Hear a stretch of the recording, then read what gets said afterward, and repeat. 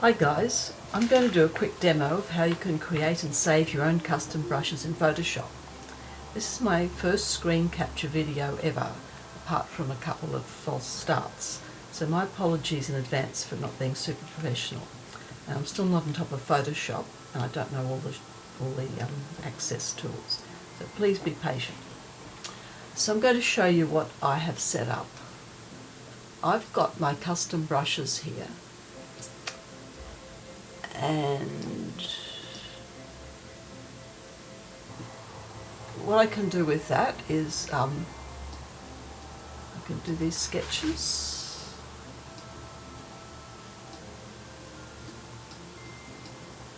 and I can make it smaller, same way as we always do.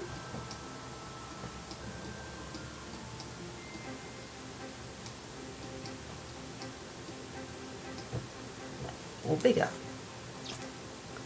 And what I can do then is, with an ink layer, I can go to an ink brush. And my ink brush, I can outline this, and I can also make that smaller, so as it's quite fine if I want to.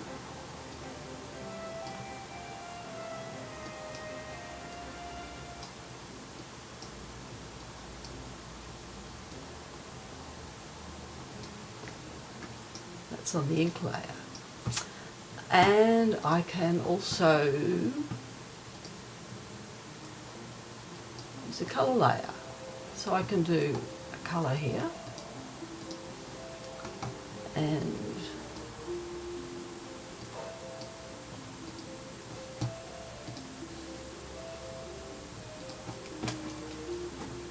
use my stylus.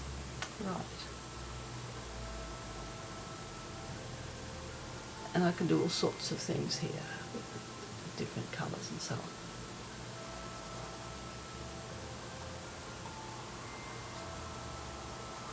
And I can change the opacity and so on with this one. So that's what I've got set up. Now I also have my own eraser tool, because I had some problems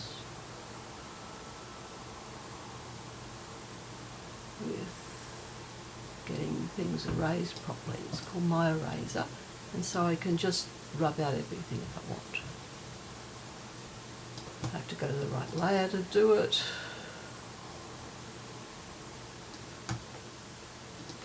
But it's a nice, thick, opaque eraser.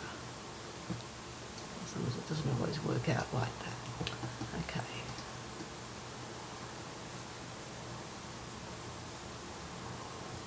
Now I'm going to show you how to do this. So what you do is, we start off with any sort of brush at all. So we go to the tools, the brush presets, and we start off with something that's a shape that you like. And let's still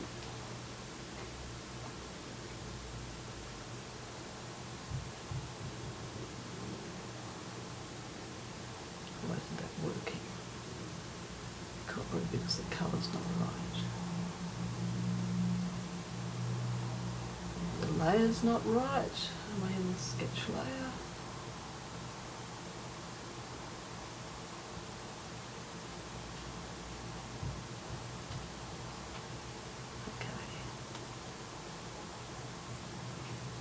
Okay, here we go. So there's a brush.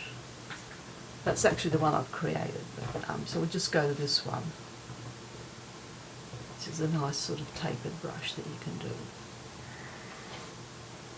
And what you do is then you decide what you want. Well, you can have the opacity, whatever you want.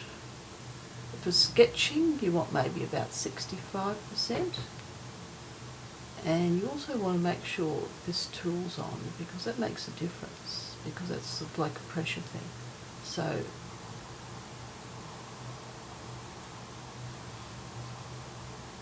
if you've got that off,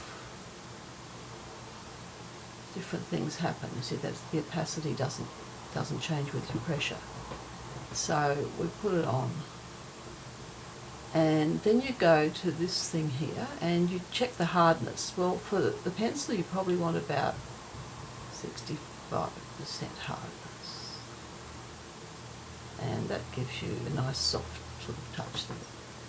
And I always use for flow, I'll come to flow later, I don't know if I've got the flow on, sort of makes soft edges. So that's sort of a nice brush there. You can do whatever settings you like with that basically. But then you save it. So you can save it, well you can see that I was inadvertently right-clicking, double-clicking there, and it brings up the screen. But this one, this is how I do it. You go here, and you go to this thing that gets you a new one, and you call it my new pencil. Anything you like. And then you find that it'll appear in here, so then you can use it there. There's probably other ways of doing it. Like I say, you can actually get it in here. I'm not sure if it's actually shown up in here. Probably not. I think you can actually set it in there separately. I'm not sure what the difference is, but this is the way I set mine up.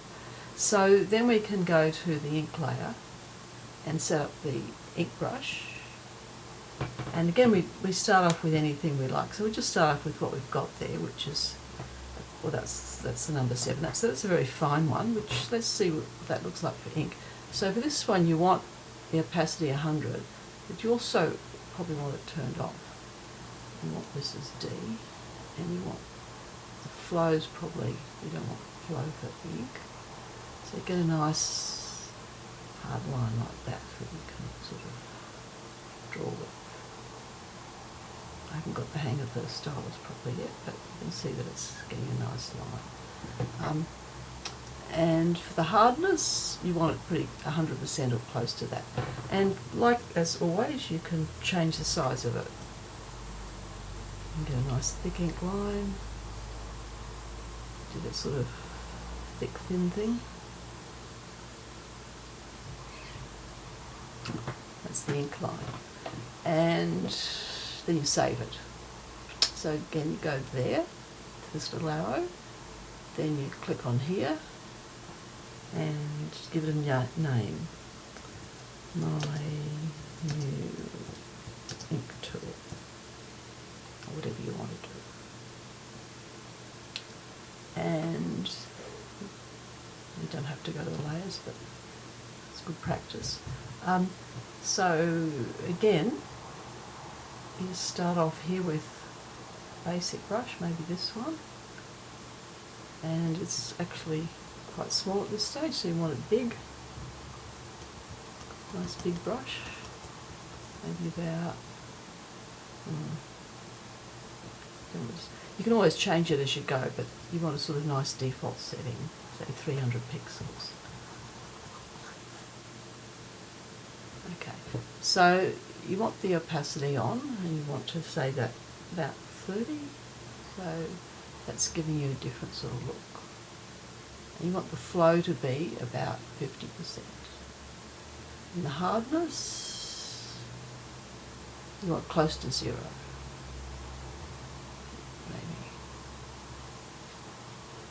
maybe. And I'm just mindful of Sean using wet edges for this, and I'm not going to spend time now, but you probably want to set up wet edges as well, because Sean uses wet edges for his painting brush, so you can have it all built in if you want.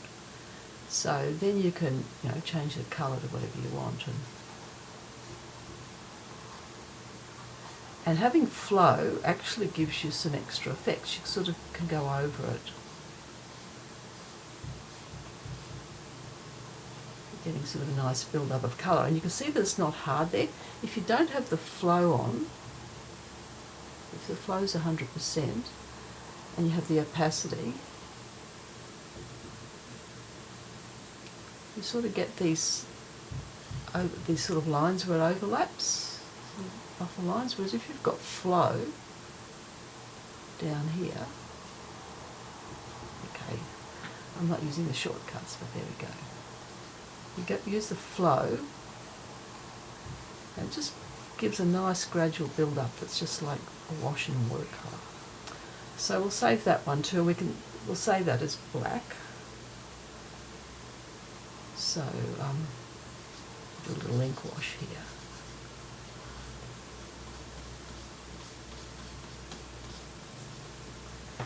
And we'll save this.